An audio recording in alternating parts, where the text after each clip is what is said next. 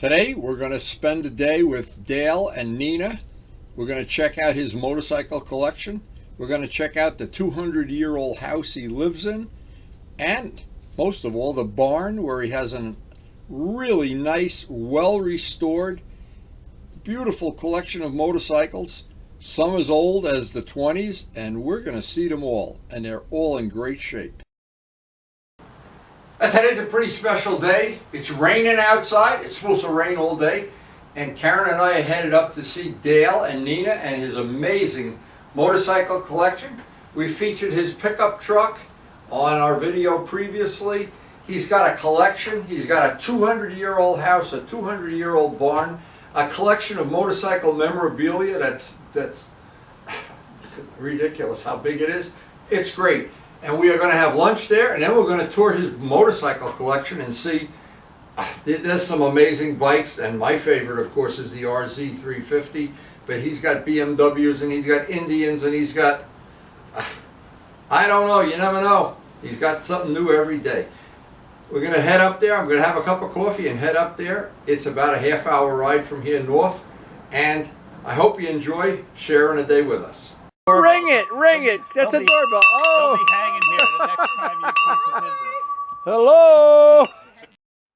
Now it's raining and we're up by Dale's. We're going to go see his motorcycle collection. We had a nice lunch with Nina and his granddaughter.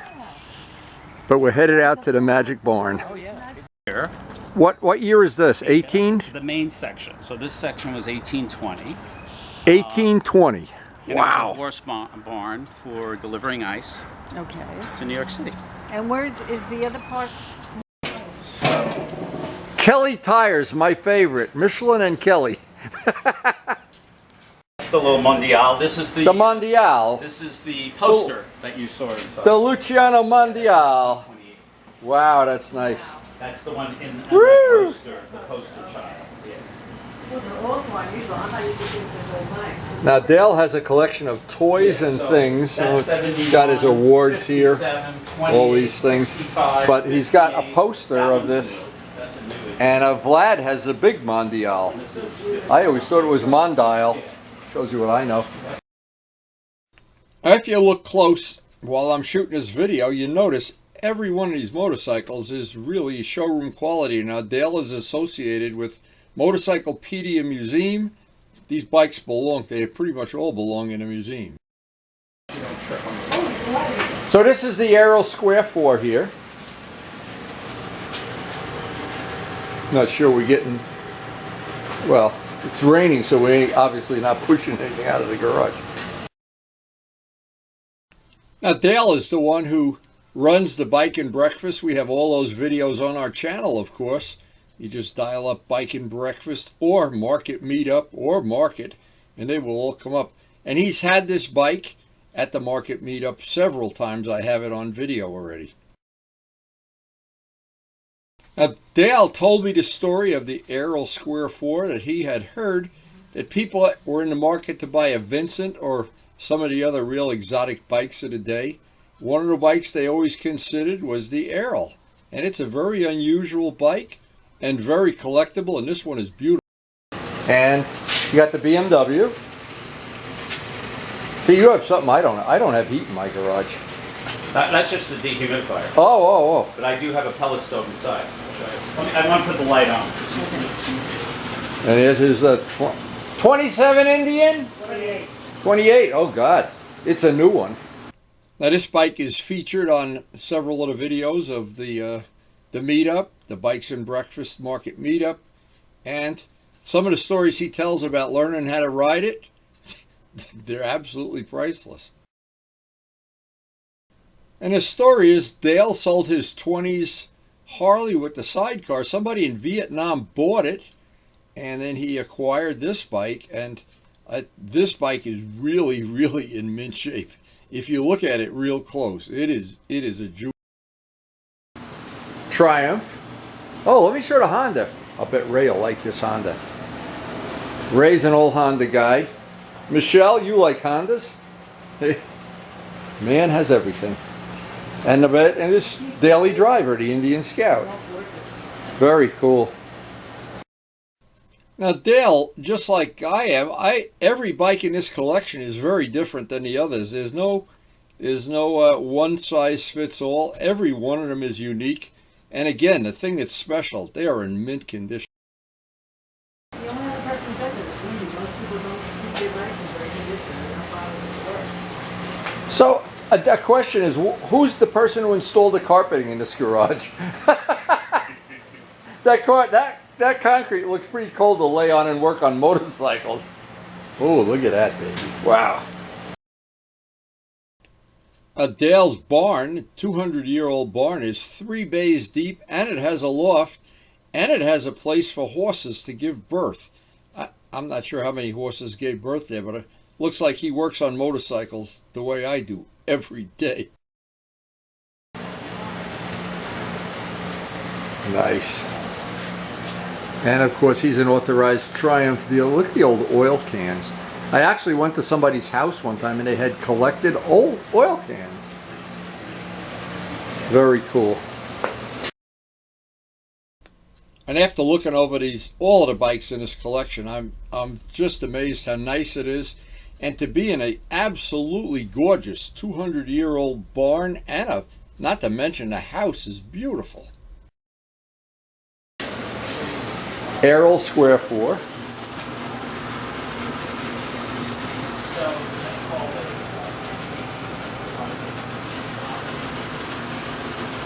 Here's what he heats the stove with a pellet. I don't have a pellet stove. I have rugs on the floor, and I'm tough. Now we move on to the next room where he has a beautiful BMW. And I don't really remember the whole story. He had told me about a year ago, or maybe a little longer, how he acquired this bike and had to travel down south to get it and everything. Maybe a story, again, for a future video. Now this is a beautiful Ducati, a 748 that Dale has owned from new, so he knows the history of the bike. And later on in the video, I'll share a little story of Luciano and Joe Roselli with their, and of course that bike still belongs to Luciano's son. I've been here with the pellet stove. So you can work in here. Put on a jacket and work in here. How come I don't have heat in my garage? Now look, let's have some truth in advertising. That looks like the best looking headlight bucket I've seen. No I wonder who painted that. Hey, I meant to ask you on the RZ. Yep. How did that repair I did hold up? Oh, fantastic. It hasn't shown yet. Is it this side or the other side? No, the other side. I don't even remember. You don't even know which side. I'm not going to tell you. I did the FCR repair, and I don't remember what side it's on. Yeah, it was right here. It was the other side. Right? This is a Windy special repair here. Yeah, that looks cool as can be. Wow. Very cool. Now, it's true, the actual repair I did on this is on our channel, of course, and it's under the RZ350 tank repair, but I couldn't find a repair, and I did the same thing on my FCR, and it seemed like they worked both times. I remember the ride we went on. We found that antique car dealer that, yeah, oh my gosh. I'm going to look for that video. Oh my gosh. That guy was pretty cool. 750 Honda. License plates. I see. Signs, And license signs. plates. I have some old... Tell Wendy the story about Elvis. So, this is a 1956 KH. Harley Davidson KH model, it's called. KH. I'm not a Harley guy, so I don't know about that. So, if you go on the internet and search Harley KH and hit images, the first thing that comes up is an image of Elvis Presley. This was not this model, not this bike, but this model was his first motorcycle.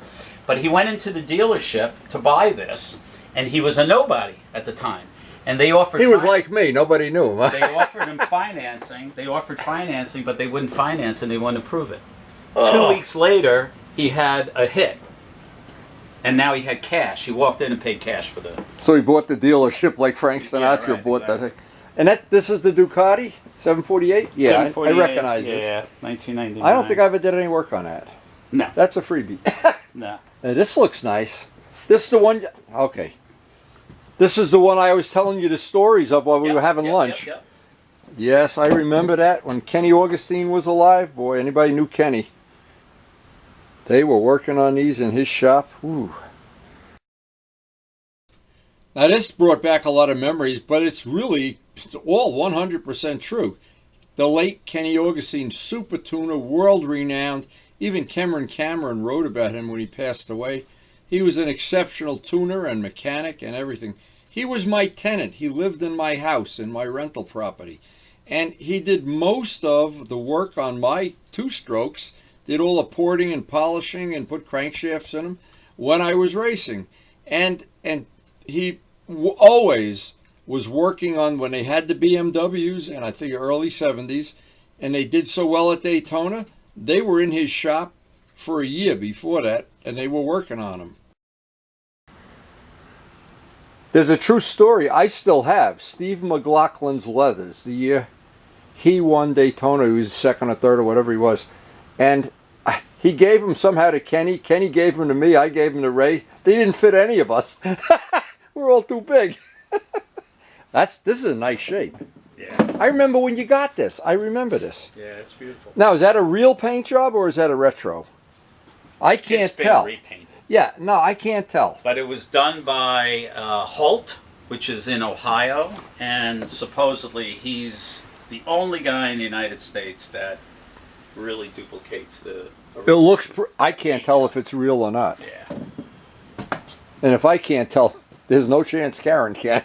Okay. Or Turbo Steve. Let me put the light on here. Whoa. Oh, there's another room. Yeah.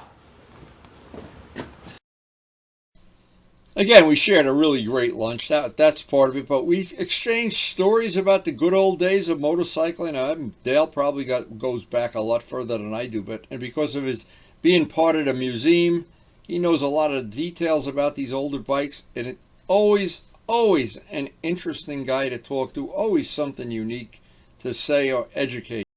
So we're getting a full tour here. And we had a great lunch, Nina and Dale. Thank you. We had spend another day with baby Dale, and there's the Ducati there. That's a nice classic. Boy, that's a nice shape.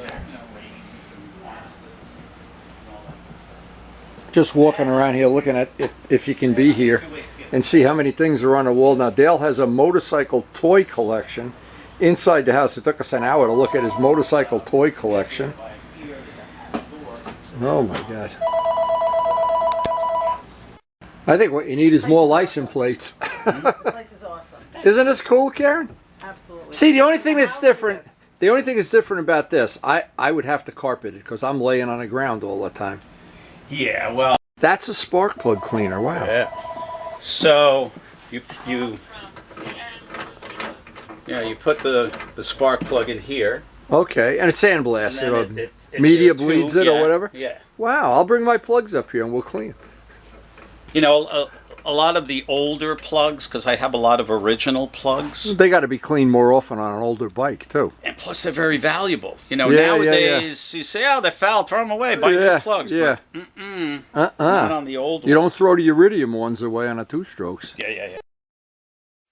And every time I've ever spoken to Dale about anything of the older motorcycles, the spark plugs, the tires, the wheels, how they ran, how you had to learn how to drive them differently than modern bikes, of course. And I always enjoyed a conversation, number one, and I always learned something that I didn't know before. Hey, it's an interesting world you got here, Mr. Dale. Check that out. Yeah.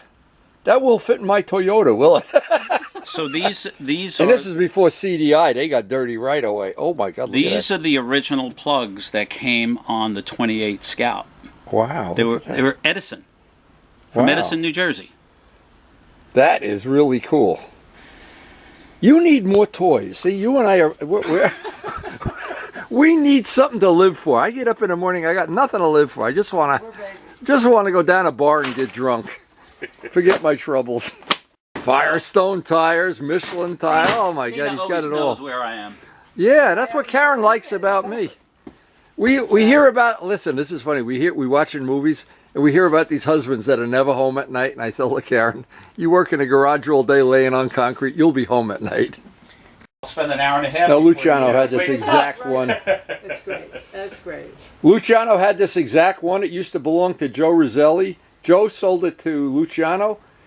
Glenn dropped it on a track day. I repainted it. Luciano gave it to his son in Colorado. We know the whole history of the bike. But not this one, but this exact one. It's still in Colorado, I think. I know. This truck is on a Windy previous video. Just dial up. What year is it again? 51. 51, and it'll come right up on our channels. And it has no heater. He rides around in this with an electric jacket and gloves. So there's even cool stuff behind the garage. This is where he buries the dead bodies. It goes back. This really is where they bury the dead bodies, huh? And a mafia cemetery. The cemetery property comes right. Wow. It's probably 10 feet that way, but it comes behind our barn to the property line there. Is this all your property here? One big room. And there's a big loft, okay. Yeah. And when you can, obviously you got the stuff up in the rafters like I do. And you could keep there's 3 doors. It's a 3-car garage. Well, So I'll tell you this. this is a very cool place. Anyway, really enjoyed this. So we rode back in the pouring rain. I thought I'd share a couple of pictures. These are all out on a video of that was the headlight restoration for that Ducati. And it's just that collection of bikes, that is really unique. I think it's pretty special. And I know Dale appreciates all the work that I do for him, as well as our channel where we try to post something up every day, something unique, something that you might enjoy if you're passionate about motorcycles. We're working currently on a project for Luciano, painting a ZX7R tank, and that'll be done very soon. And then we're going to move on to some of the projects we'll have on our channel in the next couple of weeks. And again, we post something up every day. We're making some custom side covers, some custom parts. We finished up the custom wheel trim for this. We're going to be making a little bit different windshield for it. And the big thing, the side covers and a custom chain guard. I didn't like the way it looked without the chain guard. But everything is out on the channel. Everything is there to share, to enjoy. And if you have a passion for motorcycling and keeping them nice and shiny, you'll enjoy every episode.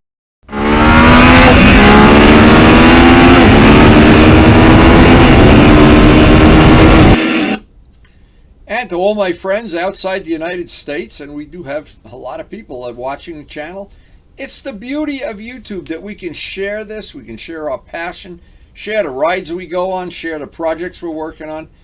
And what the beauty of YouTube is, it's that thing that everybody likes. It's all free. It's all convenient, whether you watch it on your phone or like I do on my big screen TV, or if you just enjoy it as something to fill in, or something that you really enjoy passionately and you want to follow it episode to episode as if we were building the Titanic or something. Anyway, it's all about having fun. It's all about having good friends. And it's all about the work we do on the bikes and mostly riding them safely.